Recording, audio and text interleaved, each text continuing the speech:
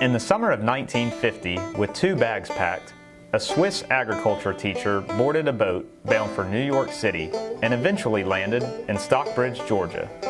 That 6-day journey would forever change the lives of Hans Broder, his wife Margaret, and their 8 children. Settling at the Horseshoe Farm Dairy in Stockbridge gave their children expanded opportunities and, maybe more importantly, a sense of just how big and interesting the world can be. We actually lived in 2 worlds. We lived in Switzerland when we came home and lived in America when we went to school. After the Second World War, a lot of Europe was really afraid of communism. And it was a real threat because many of the countries that were poor were sort of taken over by communists. And so those countries that were prosperous, including Switzerland, they began to invest in overseas operations. So this one brewery in Switzerland started buying farmland in the States. And they wanted to buy a dairy farm, but they needed someone to operate this farm. So they asked my dad, who was then an ag teacher, would he come to America for a year to start a dairy farm? He came over by himself to buy the cows from Wisconsin, to plant the pastures, build the fences, and to establish the farm.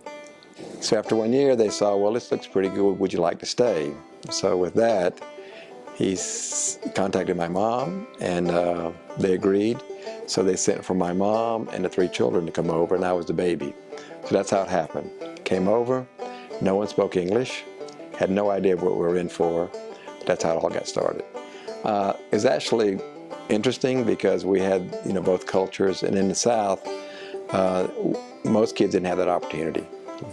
You see so much more if you travel abroad, if you've gone abroad and interacted with folks internationally.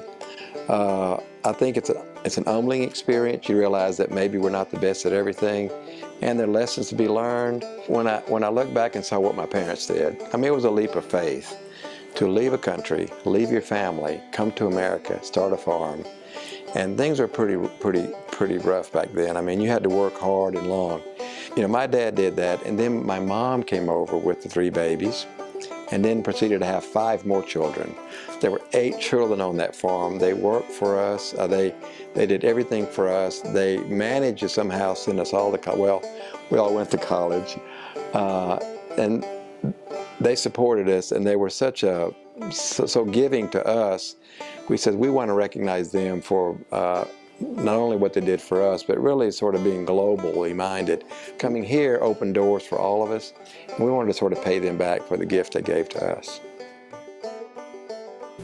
It's in that spirit that the Broder children, Joseph, Michael, Charles, Hans, Patrick, Angela, Peter, and Margaret, have decided to honor their parents' legacy by supporting the Broder-Ackermann Global Citizen Award. The award will be given each year to a student who shows dedication to global citizenship, either through international scholarship or by working with international visitors in Georgia.